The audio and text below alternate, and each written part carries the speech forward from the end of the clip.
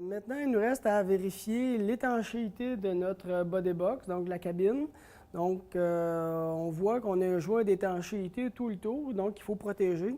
Donc, ça va être important de faire attention lors de l'introduction du patient à l'intérieur de la boîte, de s'assurer qu'il ne mette jamais ses pieds sur le joint d'étanchéité. Donc, toujours par-dessus. Donc, une fois qu'on est prêt, on a besoin de fermer la porte seulement. Donc, on s'assure que le bouton est bel et bien, que la poignée est dans la position on pour être capable de bien fermer la porte sans briser le joint d'étanchéité. Donc, une fois que tout ça est bien fermé, on est prêt à procéder à la calibration. Donc, à l'écran, on va aller procéder maintenant sur le bouton calibration. On va aller sélectionner une nouvelle calibration. Et on voit dans les différents onglets du haut, on devra aller sélectionner le bouton cabine.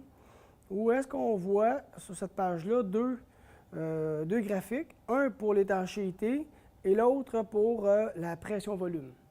On va commencer par l'étanchéité. Avant même d'effectuer la calibration, on doit s'assurer qu'il n'y ait pas de variation de pression dans le laboratoire. Donc, pas d'ouverture de porte, pas de personnes qui toussent ou de mouvement de personnel trop important. Donc, d'avoir un environnement calme. Et une fois que ça c'est fait, on peut débuter la calibration. Donc, l'appareil procède à la mise à zéro de son capteur de pression. Par la suite, ce qu'il va faire, c'est qu'il va pressuriser la cabine en injectant un petit volume d'air. Donc, on voit la pression qui augmente. Et la pression maintenant est relâchée.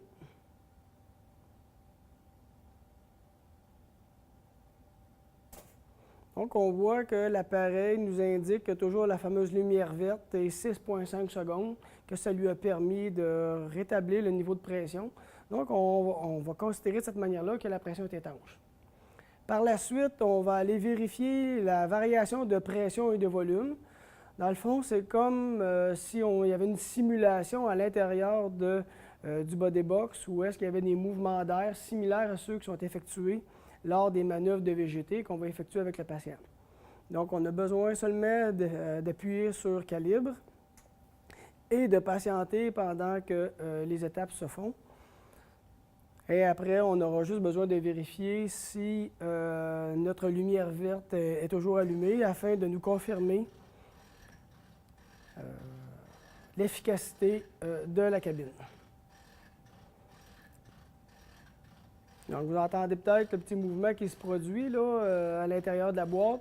C'est une petite pompe qui pousse de l'air et qui la retire, comme un mouvement effectué par les patients lorsqu'on fait la manœuvre de VGT.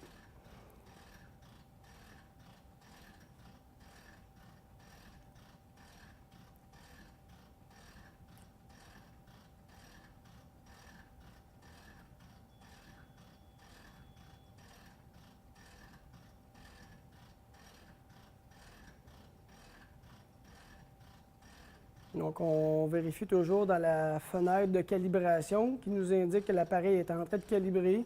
Donc, on lui laisse le temps. Une fois que ça va être terminé, on va avoir le code de couleur qui va nous confirmer ou non la réussite du test.